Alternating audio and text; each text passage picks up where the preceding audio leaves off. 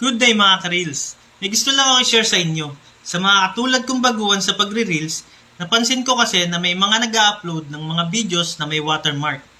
As per Meta guidelines, avoid posting reels that are visibly recycled from other apps. Example na dito yung video na may TikTok watermark. Gusto nyo bang malaman kung paano matanggal ang watermark? Tapusin nyo itong video na to. Tara guys, papakita ko sa inyo kung paano gawin. Una, punta kayo sa TikTok, click TikTok. Then, click nyo yung profile. Then, hanapin nyo yung TikTok video na gusto nyo i-download.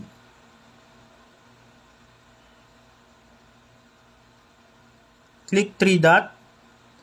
Click copy link. Then, exit kayo sa TikTok. Punta kayo sa Google Chrome. Search nyo TikTok downloader without watermark. Select nyo yung Snaptik. Paste nyo yung link na nakopy nyo sa TikTok. Then, click download. Then, click download ulit.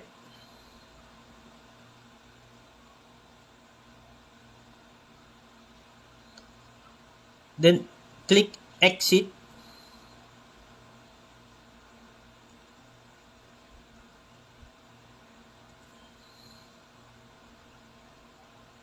Punta kayo sa Facebook nyo.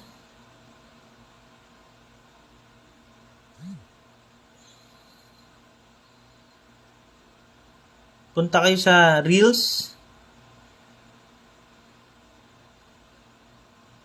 Then, create Reels.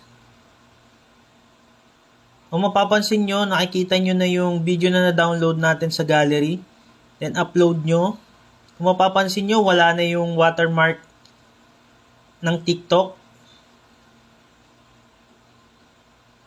Then, pwede na kayong mag-proceed, mag-upload ng video sa Facebook Reels. Madali lang, 'di ba, guys? Bago kayo mag-upload ng video sa Reels, make sure na wala ng watermark para hindi masayang ang pag-upload nyo at ang mga views ng video nyo.